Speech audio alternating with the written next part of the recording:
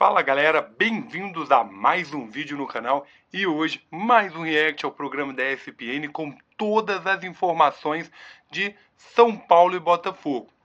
Hoje nós vamos ver no vídeo todas as informações do jogo que acabou de acontecer, vamos ver as estatísticas ali de tudo o que aconteceu em campo e, é claro, olhares técnicos e opiniões dos comentaristas.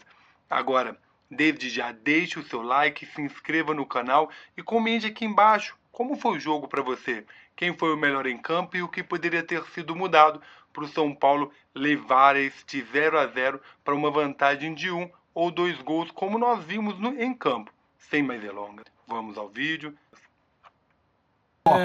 O Morumbi, ele ajuda, ele não decide. Ele pode ajudar o ambiente, o histórico recente, nem de meses, de alguns últimos anos, de um São Paulo competitivo, o Morumbi ajuda, mas sair do jogo de hoje achando que o Morumbi vai resolver, talvez não enxergar o que o Botafogo é capaz de fazer.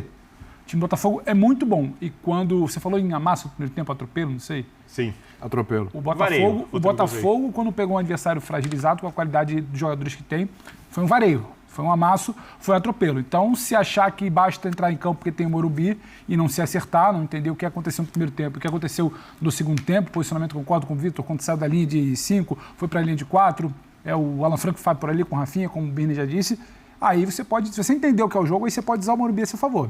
Se você não entender e achar que é só o Morumbi, você vai ver um time do Botafogo de novo querendo jogar. Porque o São Paulo, ele começa o jogo hoje tentando controlar, segurar, tirar a velocidade, não consegue. Eu não acho que o Botafogo, por exemplo, vai fazer isso aqui em São Paulo. Eu acho que o Botafogo vai querer jogar em algum momento, então na maior parte do tempo. É importante, sim. O São Paulo comemora muito pelo que não tomou de gol do primeiro tempo e porque tem o Morumbi na volta, sua torcida. Mas ele precisa entender também o que foi o jogo. E o Botafoguense se lamenta muito pelo que foi o primeiro tempo, mas eu acho que é uma lamentação também de momento. Quando ele esgota, a torcida esgota o ingresso para o jogo do Morumbi, quando você abraça seu time, quando você olha para as peças que você tem, a partida que os jogadores da frente são capazes de fazer, a partida de quem entra também é capaz de fazer, como você consegue ter pelo lado direito, o Luiz Henrique cai por dentro, o jogador que passa por fora, você consegue mobilizar bastante toda a sua linha ofensiva para criar, você também não precisa exagerar. Pedro, desculpa te interromper, só assim, essa Claro. imagem é ao vivo, Certo. tá? A torcida do São Paulo lá no Newton Santos, comemorando, feliz da vida com o empate contra o Botafogo e tá certo, hein? Sim, e um contexto também, né, William? Esse momento é uma imagem ao vivo, a torcida adversária, ela sempre precisa esperar Isso. alguns minutos, alguns bons minutos, quase hora, o visitante e o mandante ir embora. E como você não tomou o gol, como você segurou, 0 a como você 0, chegou a criar no segundo teve tempo... até chance com o Caleri ali. Porque ficar sentado triste ali tá certo, faz bonita festa a torcida do São Paulo, como deve fazer semana que vem no Morumbi, a torcida do Botafogo também, que esgotou o ingresso, também deve fazer. Agora, eu acho que entendeu o que foi o jogo de hoje para não achar que só o estádio basta na semana que vem. Zubeldia conseguiu entender no intervalo, por exemplo, e mudou. Agora, foi um bom jogo do Botafogo, fica o gol da lamentação, mas fica também uma sensação de que esse time é capaz de fazer resultado contra o São Paulo fora de casa. Está aberto, Nardini e o Marra batiam muito nessa tecla no segundo tempo, 0-0, Botafogo querendo fazer história, o São Paulo se segurando. Está muito aberto porque não é porque só pelo placar, é pelo que os dois times são capazes de fazer. Agora, muito interessante que o Botafogo é capaz de fazer também, porque você pegar um histórico recente, falar que o Botafogo não está satisfeito em amassar na quarta de final de Libertadores é interessante. Mostra o que esse time quer, o que esse time vai tentar em São Paulo. Exatamente. Telinha com números desse jogo entre Botafogo e São Paulo 0-0. Já vou acionar o Mário Marra lá no Newton Santos.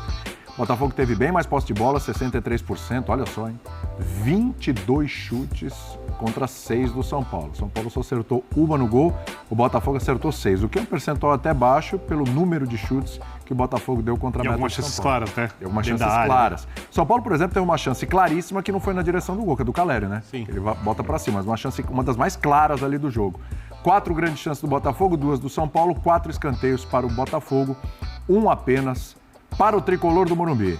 Mário Marra chegando com a gente a partir de agora, direto do Newton Santos também, para analisar esse primeiro tempo em loco, esse empate de 0-0. O pessoal falou aqui, ó, o confronto tá aberto, mas o São Paulo diminui um pouco aquele favoritismo do Botafogo. O Botafogo pode ser favorito, mas o favoritismo no confronto diminui um pouco com esse 0-0, né, Marra? Tudo bem? Não tenho dúvida. Tudo bem, William? Prazer estar com você, com os companheiros. Eu fico pensando no torcedor que está aqui, que a gente viu fazendo a festa, William. Ele tem, vamos pensar que ele está de ônibus, ele vai ter uma estrada pela volta. Se ele volta para São Paulo com o 0-0 do primeiro tempo, ele volta muito preocupado. Se ele volta para casa, para São Paulo, com o 0-0 do segundo tempo, também fica preocupado, mas ele abre um sorriso, ele tem uma esperança, porque o São Paulo do primeiro tempo era um São Paulo que, assim, a qualquer momento vai perder o jogo. São Paulo do segundo tempo podia até perder, mas, porque também teve dificuldade, foram 14 finalizações dentro da área, isso o Botafogo conseguiu. Mas o São Paulo no segundo tempo teve uma postura diferente, concordo muito com o Vitor Birner, teve uma questão tática, um ajuste tático do primeiro para o segundo tempo, que ajudou muito a fazer a diferença. O Botafogo continuou chegando, essa é a expectativa mesmo, afinal de contas o Botafogo é muito forte dentro ou fora de casa, mas o torcedor do São Paulo viu um segundo tempo que dá um pouco mais de esperança, viu, William? Dá um certo alento. Vamos lá, a gente tem personagens do jogo agora, direto lá do gramado, vamos nessa.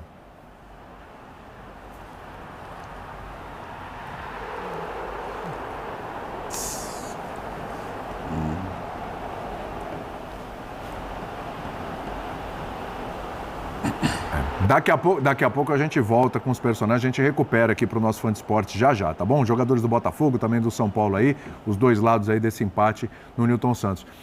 Curioso, né, Jean, isso que falou o Mário Marra. Aliás, Marrinha, quando quiser acionar aí, fica à vontade, tá entrando na discussão, fica tranquilo.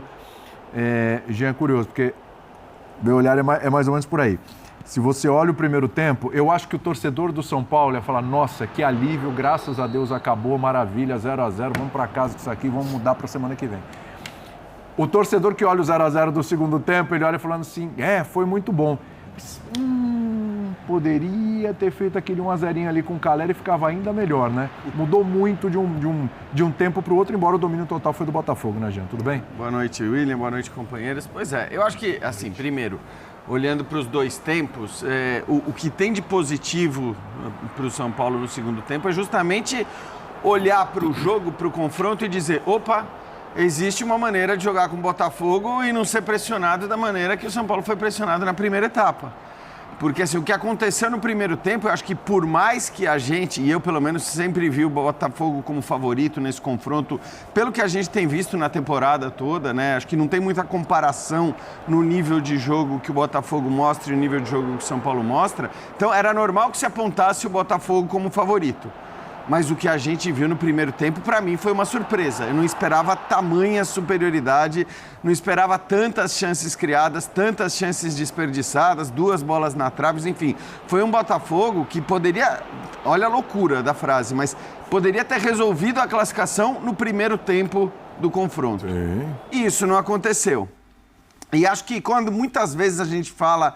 um time não pode apostar tudo no mata-mata, porque o mata-mata, ele é muito imprevisível. Tem dia que não é dia, que as coisas não vão dar certo, tem dia que a arbitragem vai te complicar, tem dia que o azar vai te complicar. Eu acho que, assim, o primeiro tempo desse jogo é o exemplo disso. Porque, assim, o que mais você vai exigir do Botafogo? O que mais você vai querer que o Botafogo faça, além do que ele fez no primeiro tempo? Colocar a bola para dentro, colocou 2 na trave. Então, assim, a gente fazer qualquer crítica ao Botafogo... Foram 2, mas uma era lance impedimento, seria invalidado, então na prática foi uma. Foi até depois do impedimento, mas de qualquer maneira, assim, quando a gente fala de 10 centímetros, de 5 centímetros, não dá para falar que um time errou nisso, errou na...